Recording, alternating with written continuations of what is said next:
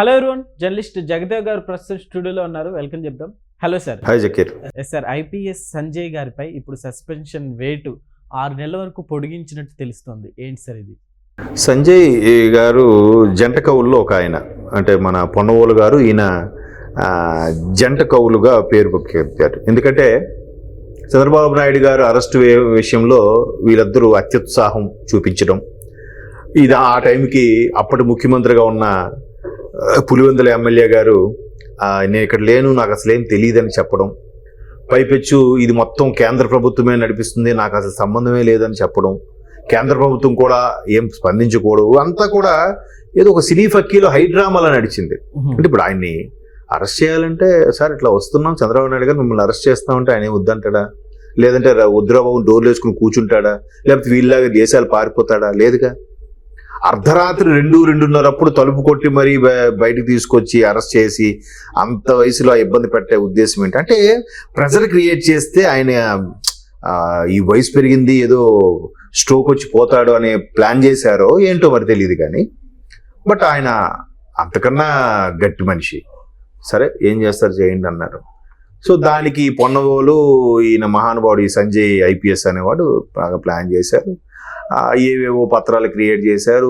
ఆయనతో పాటు ఇంకో వ్యక్తి కూడా ఉండేవాడు ఎవడో. ఆయన తర్వాత గౌహతికి ఎక్కడికో వెళ్ళిపోయాడులేండి.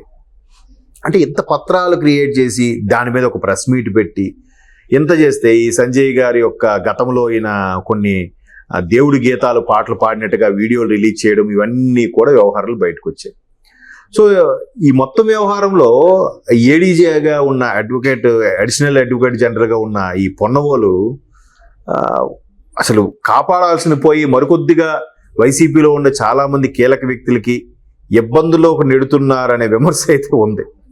ఈయన మరి అంత సీనియరు, అంత లాయర్గా ఉన్న వ్యక్తికి కూడా, పనిచేసిన వ్యక్తి కూడా కొన్ని కేసుల్లో సరిగ్గా విఫలమయ్యారని, వాదించలేకపోయారని ఇట్లాంటి విమర్శలు వినిపిస్తున్నాయి. ఈ నేపథ్యంలో మొత్తం మీద ఈ పొన్నవోలు గారు, ఐపీఎస్ సంజయ్ గారికి, ఈ జంట కవులకి ఇప్పుడు బ్యాడ్ టైం నడుస్తుందనే చెప్పాలి. అంటే ఏదైతే వీళ్ళు మాకు ఈ జగన్మోహన్ రెడ్డి గారి ప్రభుత్వమే కలకాలం ఉండిపోతుంది, మాకు తిరుగులేదు, మేము ఎప్పటికీ ఇలాగే ఈయన ఫైర్ స్టేషన్, ఫైర్ ఉంటుంది కదా, ఫైర్ డిపార్ట్మెంట్కి డీజీపీగో ఏడీజీగానో చేశారు ఎవరు, సంజయ్ ఐపీఎస్ గారు. సో వీళ్ళందరూ కూడా మాకేం కాదులే, నెక్స్ట్ రాబోయే 30 ఏళ్ళ వరకు జగన్మోహన్ రెడ్డి గారి ప్రభుత్వం ఉంటుంది, మేము కూడా హాయిగా ఆయన పేరు చెప్పుకొని కాలు మీద కాలు వేసుకుని బతికేస్తాం, ఇదేదో రాజరిక పరిపాలన అన్నట్టు ఫీల్ అయ్యారు. అంటే ఎప్పుడు మిడిసి పడకూడదు. ఒక్కసారిగా చేంజ్ అయిపోయింది. జగన్మోహన్ రెడ్డి గారి ఘోర పరాభవం తర్వాత వీళ్ళు ఎక్కడెక్కడ ఉన్నారో కూడా తెలియదు.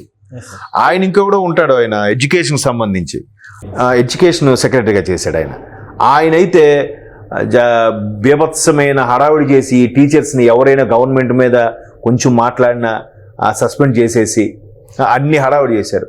మొన్న రీసెంట్గా మీడియా ముందుకు వచ్చి ఇది అప్పటి ప్రభుత్వం ప్రెజర్ చేయడం వల్లే టీచర్స్ని ఈ విధంగా ఇబ్బంది పెట్టాను, జగన్మోహన్ రెడ్డి గారి ప్రభుత్వం ఇలా చేయడం వల్లే ఇలా చేశానని చెప్పి మొన్న బయటికి కక్కుతున్నాడు ఆయన. మరి ముందెందుకు అలా అత్యుత్సాహం ప్రదర్శించాలి? ఇప్పుడు ఎందుకు ఒకసారి సస్పెన్షన్, అరెస్ట్లు అయ్యేసరికి ఇప్పుడు బుద్ధి వచ్చేసినట్టేనా? కాదు. అంటే మీరు ఒక అత్యున్నత ఉద్యోగంలో ఉన్నారు, పైగా భారతదేశంలో ఇప్పటికీ అత్యున్నత ఉద్యోగం అంటే ఎవరైనా ఫస్ట్ ఐఏఎస్ఏ చెప్తారు, తర్వాత ఐపీఎస్ ఇవన్నీ చెప్తారు. వీళ్ళు అంత ఇదిగా ఉండి ఎంత మేధావులైతే, ఎంత కష్టపడితే ఆ పొజిషన్కి వెళ్తారండి. అటువంటి వాళ్ళు దాన్ని ఎంత హుందాగా ఉండాలి. అలా లేకుండా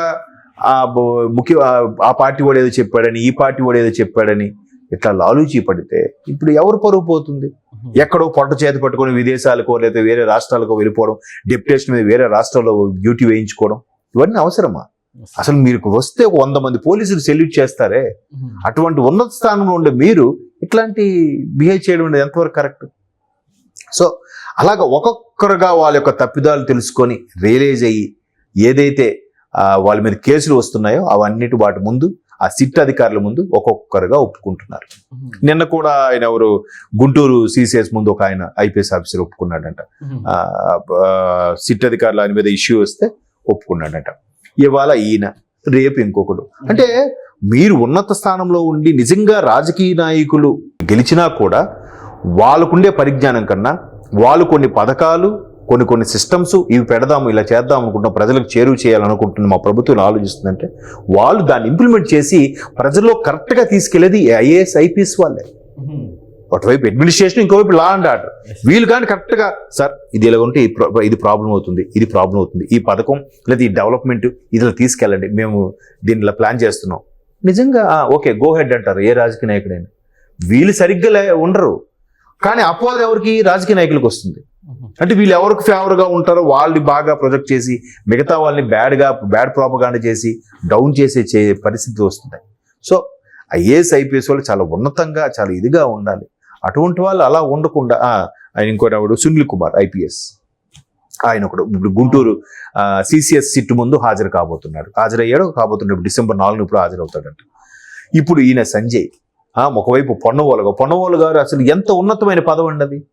అడ్వకేట్ జనరల్, అడిషనల్ అడ్వకేట్, ఏఏజీగా ఉండేవాళ్ళు. అట్లాంటి వాళ్ళు అందరికి ట్రాన్స్పరెంట్గా ఒక ఉన్నతమైన న్యాయమూర్తి స్థానంలో ఉండాల్సిన వ్యక్తులు ఒకరికి ఫేవర్గా ఒకరికి తొత్తులుగా పనిచేయాల్సిన అవసరం ఏంటి? దాని అంటే మరి చేశారో లేదు కానీ విమర్శలు అయితే ఎదుర్కొంటున్నారు కదా. దానివల్ల ఎంత వాళ్ళ కుటుంబాలకు కూడా ఎంత అప్రతిష్ట, అది ఆలోచించట్లేదా? 4 పైసలు అనికేసుకున్నామా, ఏముంది, ఇవాళ పేపర్లో చదువుతాడు రేపు మర్చిపోతాడు కదా అన్నట్టుగా ఉంటున్నారు.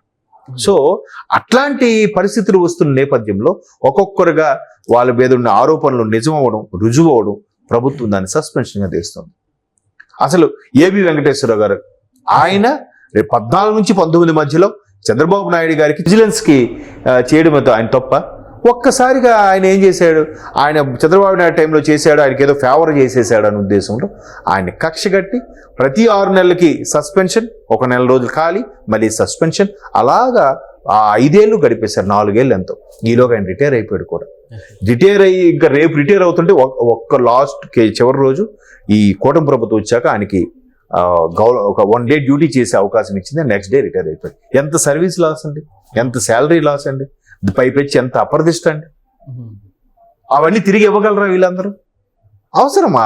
అంటే ఒక వ్యక్తి మీద, చంద్రబాబు నాయుడు గారి మీద పెంచుకున్న కక్షని రాజధానికి కానివ్వలేదు, ప్రజావేదిక కూల్చేశారు, ఎక్కడెక్కడ ఏవే కంపెనీలు వచ్చి ఆ కంపెనీలు వెనక్కి పంపించేశారు, చంద్రబాబు నాయుడు గారితో కలిసి చేసిన అధికారులందరినీ హింసించారు, సస్పెన్షన్ చేశారు.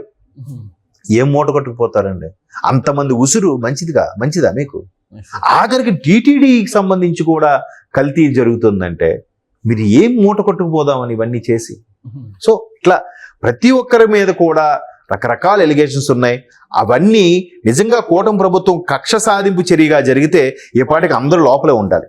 ఆయన ఎవరు రాజమండ్రి ఎమ్మెల్యే ఆదిరెడ్డి గారు అన్నట్టుగా ఈ పాటికి జైల్లో ఎక్స్ట్రా బ్లాకులు కట్టాలి వీళ్ళు పెట్టడానికి.